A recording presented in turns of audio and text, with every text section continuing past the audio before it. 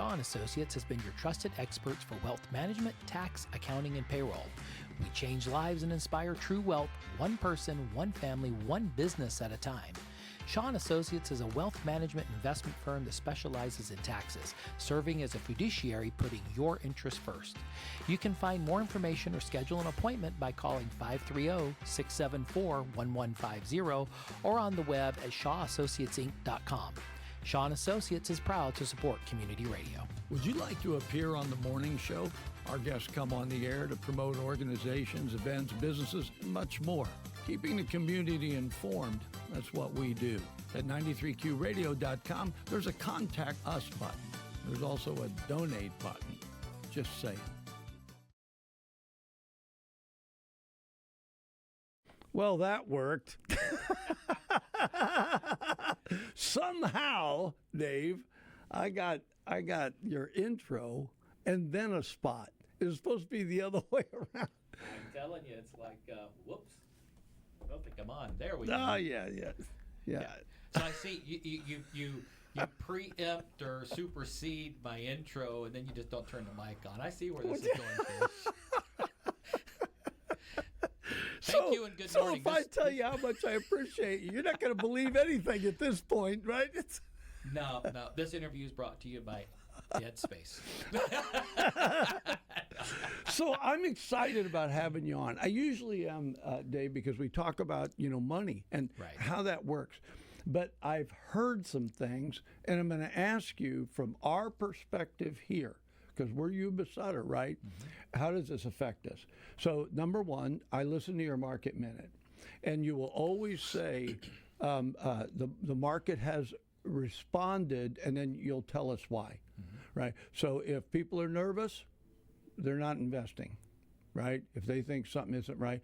If something goes well, all of a sudden the market, but lately the market has been through the roof. And so I hear you say that, then I watch the news. So here's my question. All right. Get ready. I hope your geography and your geopolitical is there, right? I believe that the decisions that President Trump, that he's making, that they have a much broader spectrum than just we don't want Iran to have a nuke. I get that. But I believe that there is a financial element because he keeps saying that our country has been taken advantage of, right? So some of these moves are going to affect the financial climate in the United States, right? Consequently, when that happens, does it affect us here locally? Does that Strait of Hormuz, which incidentally they are not going to call it the Strait of Shaw. You can be the Shaw of Yuba City. You cannot be the Shaw of Hormuz, right? You don't get to do that. So how is that going to affect us and why?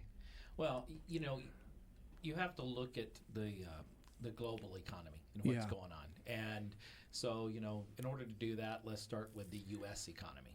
Okay, the U.S. economy actually is, it's actually been doing well, and it's the underlying conditions of the economics here in the U.S.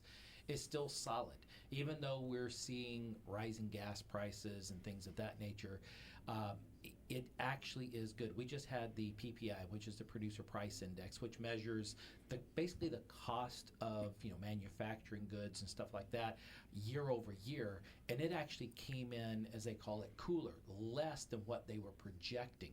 That was a good sign. Then you start looking at the labor market. You start looking at all the things as they come together. Now, mind you, I understand we are paying still higher prices on some things. Yes, but the foundation is there. Okay, the foundation for our economy is there. Now let's kind of shift to the geopolitical stuff that's going on.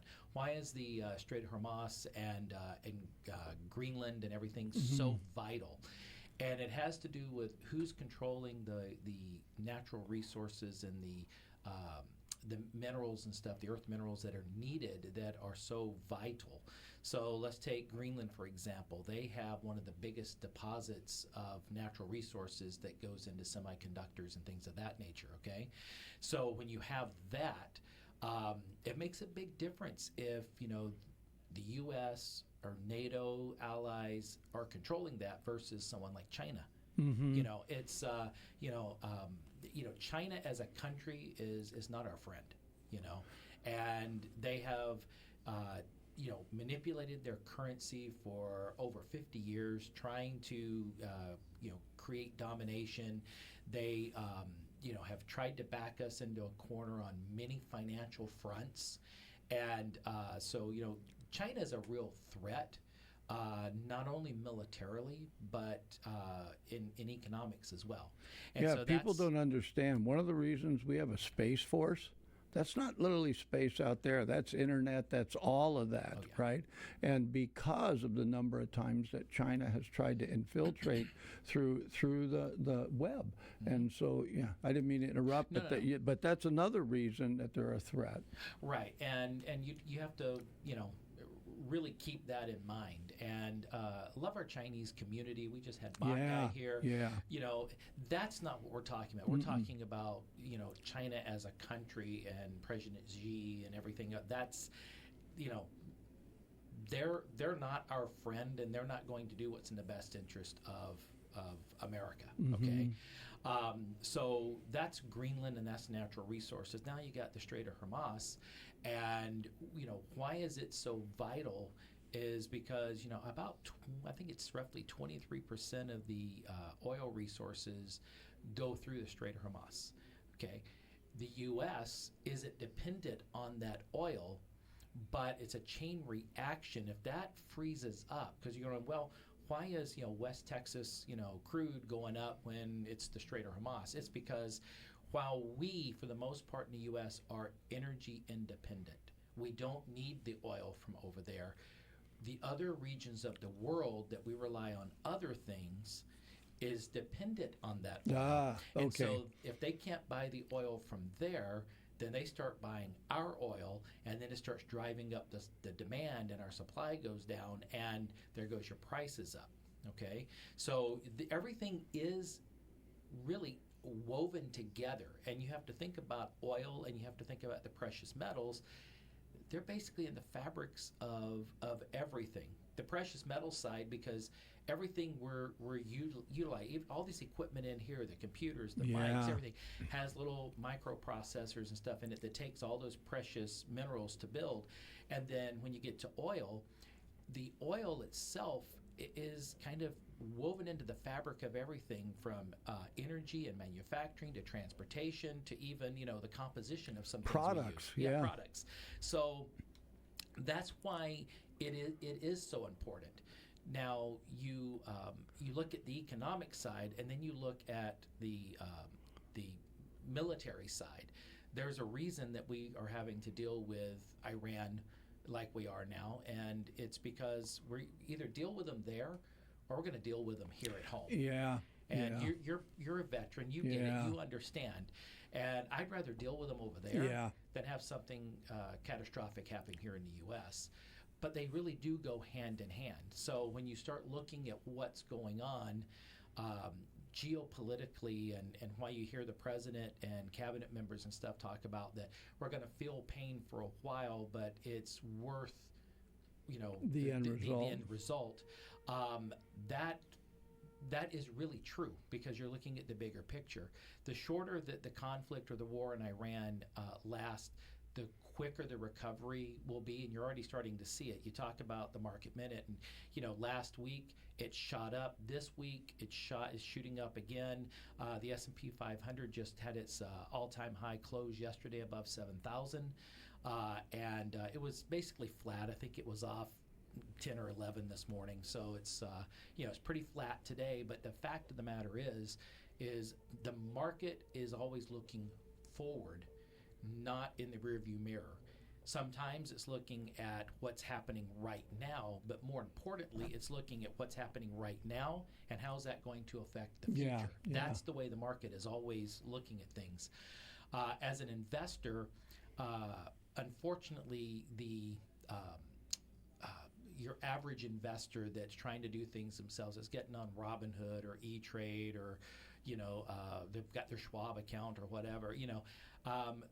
Most of those people, they're trying to trade off emotions and they think they can time the market and do different things. You can't time the market, you know. We can take an educated decision point of when to get in and get out of the market as professionals, but even a professional can't time the market. And you know, studies show and the stats show that, you know, if you miss those, you know, those turnarounds and those key dates, it can really mess with your portfolio value over the long term. And just look at what's happening. You know, the economists started calling the bottom of the market was actually occurred a couple of weeks ago. You know, and it's like, you know, we've been just ratcheting back up.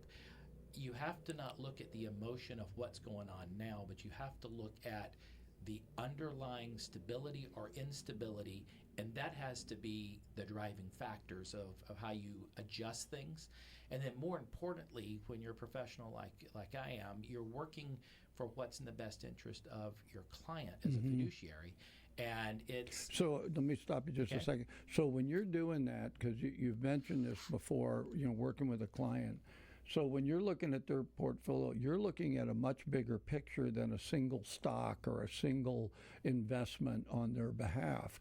So when things are changing, are you always trying to balance, so if something doesn't work here, it'll work over here? Is there always that looking at that much bigger picture with your clients? Absolutely. You have to go from a micro and a macro level, okay? So at a micro level, we're looking at our clients and, you know, Fish, it could be, you know, hey, I need to produce, you know, X number of dollars of income a month. This is what I need to do. So you're focused more over here looking at income. And so we're in tune for that with things as what's the interest rates doing? What's the Fed Reserve doing? What's, you know, what they're looking at right now is what's the private credit markets doing? Those types of things. Versus someone that, yeah, I just really want it to grow. I don't need it. We've got time. We got 30 years for retirement. Oh, now so we're on the yeah, other, yeah. You're on the other end of the spectrum. Yeah, I'm still working on my retirement thing. This radio station's my retirement. Yep. Yeah. Okay. So I've got to ask this, right? Sure. Because it doesn't make sense to me, but there's probably a reason why. So I kept hearing about the price of oil per barrel. So at one point, it was like it had gone down to $80 a barrel, right? And then it went to 110 or one something.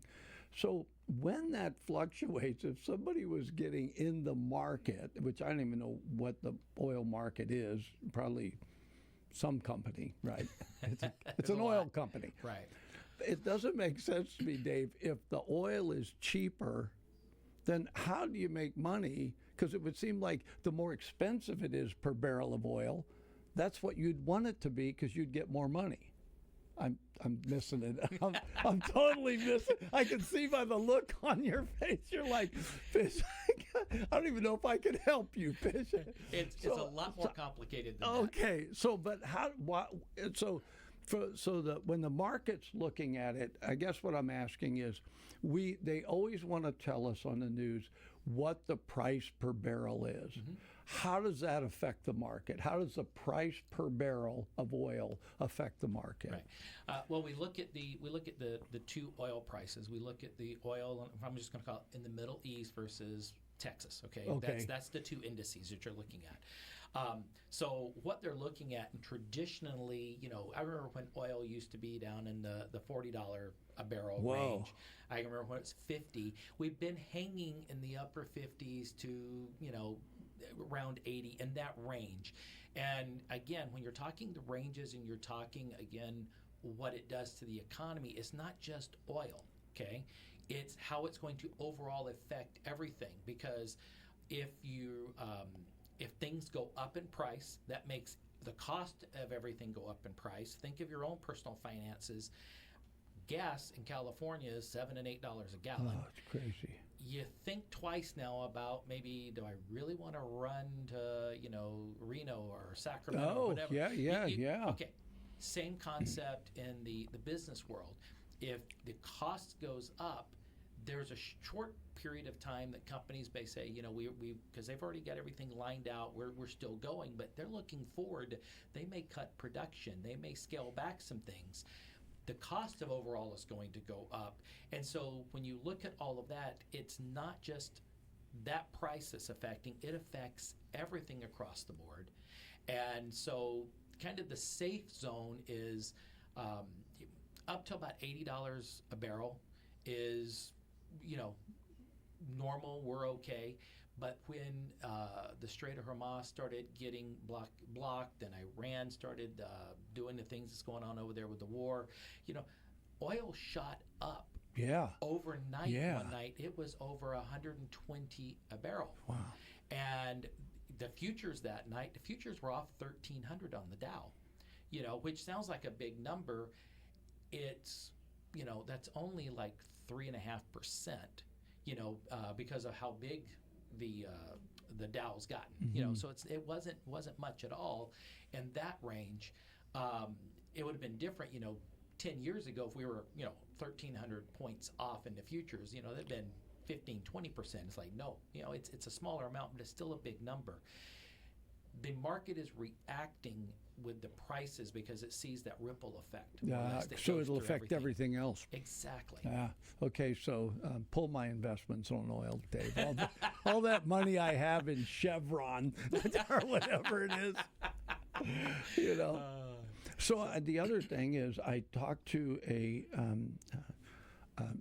gentleman, had a brief conversation on a Zoom call, part of a Zoom call, who is same thing you do, wealth management. So he was talking about the clientele, right? And he made an interesting statement about, I guess you call it the portfolio. In other words, how much money does somebody have that they want you to manage? So if I hand you 20 grand or 2 million, there's a big difference. It's a lot for you to manage both of them, right? So for you guys, is there a minimum or a maximum? What would you advise your average person, besides savings, because we've talked about that, always put something in savings, right? Always have a savings account. You know when you're going to need it. But when you move past savings, what is that point, Dave? Well, you lay the foundation and you have to build upon it. So number one, you have to have the cash reserves. That's the savings we talked about. I call it the cornerstone, okay? Then beyond that, you've got to make sure your debt's under control, okay? Get those two things dialed in. Now we can start really building into retirement because you want to be funding retirement.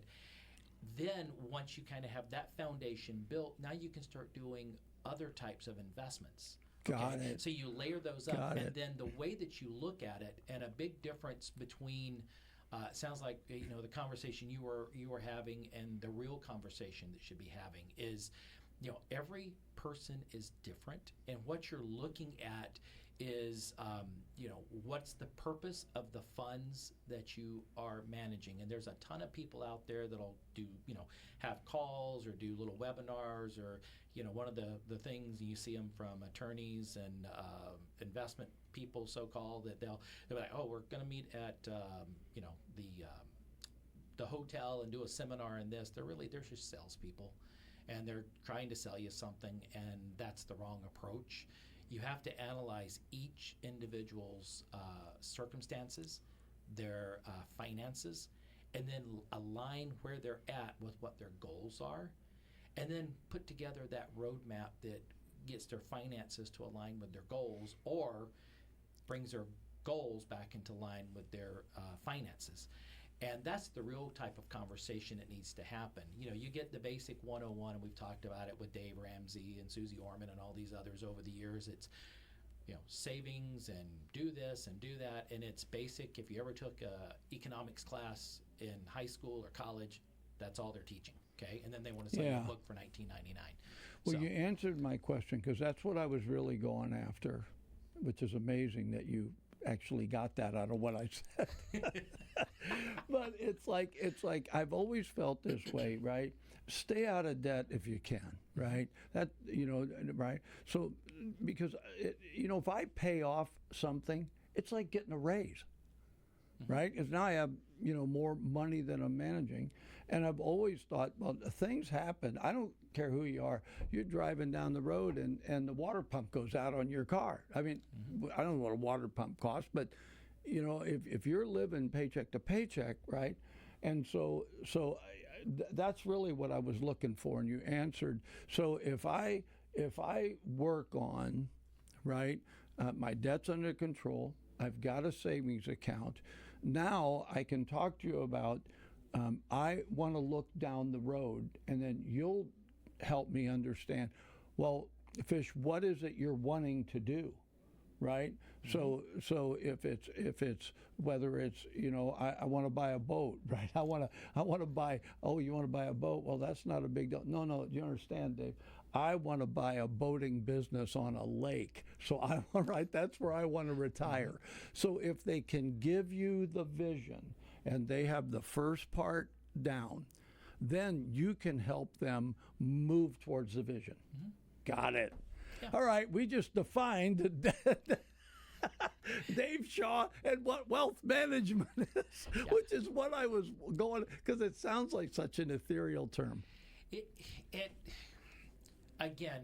not. It's very practical. It's very practical, but it's very deep, because you have to look at each individual person's, and I'll just say this because I see this a lot right now because of where the economy's been, and you got the people that almost want to use the scare tactics and try to get you into things. And so the first thing, if someone's just trying to sell you something, be wary.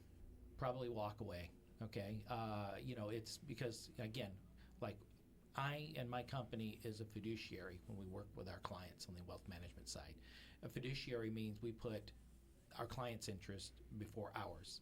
And if someone's trying to sell you something, bottom line, they're going to make a commission, and that's really their motive behind everything. Yeah. And I see it. I see it on the internet with trying to recruit people to come on and sell different things, from annuities and insurance and everything else. And it's just like, if you want to do your own thing and not listen to sound advice, trust me, there's people out there that will sell you things in a heartbeat. Yeah. And you really need to be careful of those types of people. And then the second part is I watch people trying to, in this climate, try to sell gold and try to sell annuities.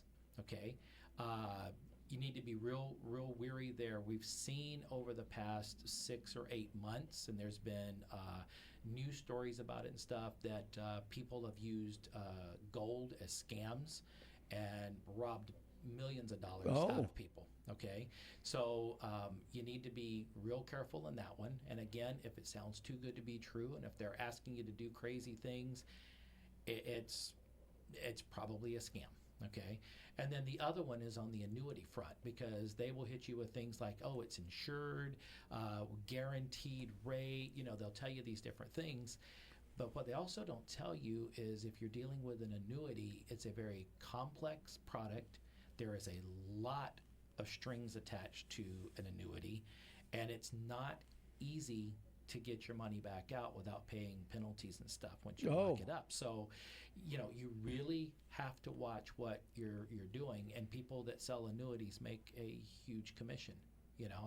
I think that's part of it, Dave. I remember the first time I heard somebody at my bank talk about, we have products. I didn't think of them as products, right? But whatever, refinancing, whatever, right? Mm-hmm. Those are the products that the bank has, including CDs, right, and stuff like that. Mm-hmm. So they have products, right, that you can buy and then gain interest on, whatever, mm-hmm. right? And so it changed my thinking about banking, right? Because I always thought of banking as you have a checking account, you have a savings account, and then, well, now you debit cards, or right. You can have a credit card with your bank, right? Mm-hmm. That you can do, and it's like to me, it's like, well, none of those really. I can remember when savings accounts used to have a decent interest on them. They don't anymore. Mm-hmm. right? You're not going to get it. So there comes that place when you are trying to save, where do you put your savings, right? It's things like that. And then in my conversations with you on and off air, we've talked about some of those different products. So I hear you when you say, don't just grab something, because if the interest on it, right, the commission that somebody's getting, I used to see those things on TV, the ads for the different places for investments, and they said no fee. So there's no fee. And it's like, oh, okay. So they figured it out that some people were saying, well, if there's a fee, by the time I paid a fee, I'm not getting anything, right? So it's that, right? And well, it's like if I go and buy a car, brand new car, the minute I drive it off the lot, the depreciation hits. It's like, okay, so it's got to be the same way with financial products, that there is a right way and a wrong way to address that investment. Yeah. And how something you hit on, fees. People talk about fees. And there's various mutual fund companies out there and such that they call them no loads or no fees. You've got everything from Vanguard to Fidelity to some others that, throw some things out there. Janus Funds, I think, might have some as well. But anyway, they're out there, and they'll say there's no fees. The bottom line, those are Fortune 500 companies that are making a ton of money. If there's no fees, how are they making money? So they're making money. Yeah, something. Okay. Yeah. It's all wrapped into it and built in. And I'll just share, some of the experiences we've seen, because we just, we're a wealth management firm that specializes in tax. Mm-hmm. So we just wrapped up tax season. Which, by the way, happy tax day, Dave. Woo-hoo. I played the Beatles tax man yesterday. But something we saw through this tax filing season is people working with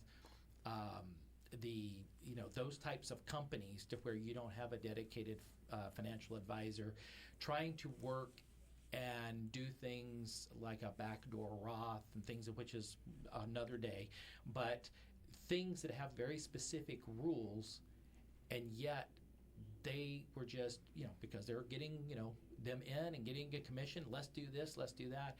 And we had to unwind more of those types of things this year than we have in years past, because this is the cool thing to do now. But they don't understand the rules. They're just, again, salespeople. Get them in, get them invested, go, and then it takes someone like us to come in behind and go, okay, you've got until April 15th to go pull this extra money back out plus the earnings, because if not, you're going to end up paying more tax. One client in particular, I know that my wife helped. They came to us this year, had been with someone else for several years, and they never told them that they were costing them thousands of dollars in penalties every year for not, pulling back out all of their non-deductible money and stuff. So there's a much bigger picture. So just be real careful with who you're listening to and what you're investing in. This is why you do your job. Mm-hmm. I'll do mine.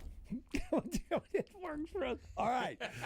So I'm going to prompt you, because next month, if I don't call you in earlier, because we still haven't done a podcast with you, which I like to do. Yep. At some point, I would really like, for younger people, right? I really talk about, can you and how can you think about your retirement when you're in your 20s and 30s?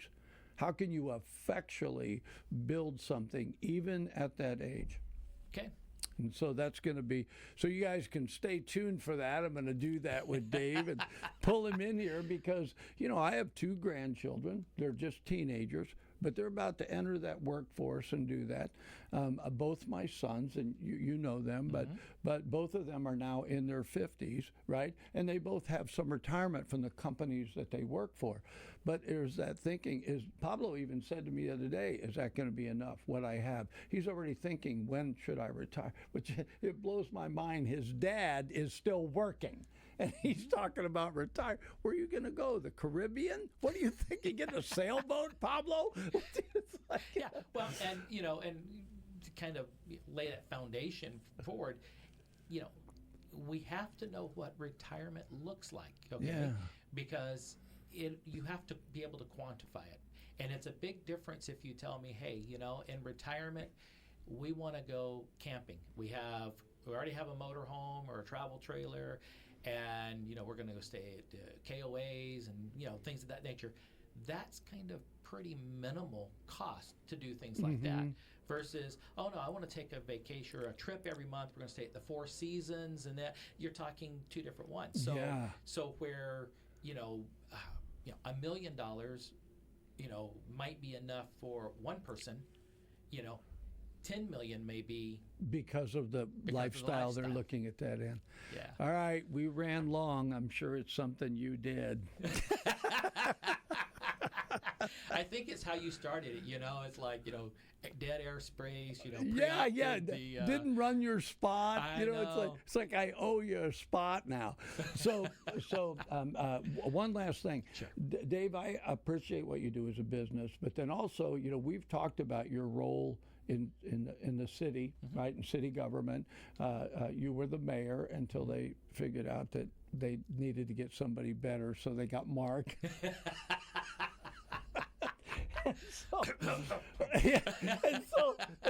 But you were mayor several times, right? And so I know this might sound like an off-the-wall question, right? You and I have had conversations about the finances for the city. And it is a struggle because X number of dollars in, right? And it's, never enough. And you guys have been very creative about trying to make things work for whether it's law enforcement and fire, or, roads, all the stuff, right, that you've had to do. At the same time, if you had to give a grade to where our city's at with working with what they've had, in other words, I know I'm putting you on the spot, but I think they're doing good with what they got. Am I wrong? No, I can't speak about any other jurisdiction other than the city of Yuba City because I know the finances inside and out there. With where Yuba City is at, it may not seem like it, but I would definitely give us an A with the finances, and this is why. Everything has risen over the last decade. The cost. We live in California. Costs have gone up. Yuba City's revenue has basically gone flat. There's only a couple places you get revenue, and that's a portion of sales tax and property taxes. We get a very little bit from SB1, and then we've applied for grants and things. But I mean, it's not like you as a business, can go, hey, I need to drum up some more cash flow so you can create something. It's not that easy. So what you have is you have a flat line on your income, and you have a rising line on your expenses. If we had not taken the steps that we took over the past 7.5 years, the city of Yuba City would have really felt the crunch several years ago. And so in that facet, I think we have done very, very well. And, it's, when we were dealing with the revenue measure last time, people were just talking about, no taxes, no this, no that. And they would ask me, well, what are you going to do if we don't do that? It was almost like a threat, and it was kind of like, I don't know, guys, we're going to have to figure it out. This is the path that gets us to where we will have the lifestyle and the quality of life that we want in our city. But if you tell me we're not going there, then I've got to shift and figure it out. And so what you're beginning to see right now is things that we started on last year and pivoting, looking at those. And, I worked with Robert Bendorf, who's our city manager. He and I had lots of different discussions, and he came up with some great ideas as well. And then he's ran with those, and we ran with those, and then we worked together as a council with Robert on that. And now you're starting to see things that we're doing that have been in the works for 6 or 8 months. And it's going to help us long term. But like with anything, unless we really fix the revenue side of what's going on, we're putting a Band-Aid on it, but we're putting as many Band-Aids as we can on it. It's the city has done a good job as far as doing what it does, and there's so many mandates that come down from the state. I'll just call it what it is. Our state is so mismanaged. I've been listening to the interviews with the gubernatorial candidates, Yeah. and they all ask him, how would you rate, Governor Newsom and his, handling of California and this and that? And you can tell them they're trying to dodge it. I give him a B, I give him an A, I give him an A, and he gets an F. Yeah. I mean, he has so screwed up California. There's a reason that you go to other states and gas prices are $2 cheaper in other states than they are here. And then you look at all the billions and billions of dollars that's gone on to this high-speed rail that, really, I don't think it's ever really going to happen the way they just keep dropping money in it. You look at all the fraud that's going on. I mean, it continues. And at the end of the day, those of us that call California home are the ones that are left paying the bill. Yeah. And it feels like, it's something local, but it's really coming from the state, because those funds that we pay the state, more of that should be coming to the local municipalities to fix things like roads, to do improvements, to do expansion. And the state hoards it and does what they want with it. And so, that's why I give the city a good grade, but I give our governor, he failed. Well, I was kind of going that route with you, so thanks for doing that, because I've been to, the different meetings and at city council meetings, and I watch you guys making adjustments, and, my personal opinion is I see where they're trying to cover every base they can and provide the services that we need. And I just, and it's the same over here in Marysville. I just appreciate both sides. Our city governments are really good people doing good stuff. But I've always felt like, well, it does make a difference who governs our state. It does make a difference who's in the legislature. It does make a difference. And when funding isn't spent in a good way. But I guess what I'm trying to say is I feel like both the cities here in our Twin City area, right, have really been fiscally responsible. Absolutely. And I feel like, but what they're having to deal with. So you really answered that without me prompting you, which is really good, Dave. You get an A today. God, we ran over. All right, Dave. Yeah, we went way over. Yeah, it's okay, because I had questions I wanted to ask you, Gotcha. and wanted to get them answered. And one last time, they're not going to call it the Hermoose Shaw, the place. They're not going to do the Strait of Shaw. Is not happening. But you can still be the Shaw of Yuba City. There you go. Actually, it's between you and Susan. I think we're going with that. Thanks, Dave. Thanks, Fish. Have a good one. This community interview is made possible by Shaw and Associates. I'm Dave Shaw, President and CEO of Shaw & Associates. For over 70 years, Shaw & Associates has been your trusted experts for wealth management, tax, accounting, and payroll. We change lives and inspire true wealth, one person, one family, one business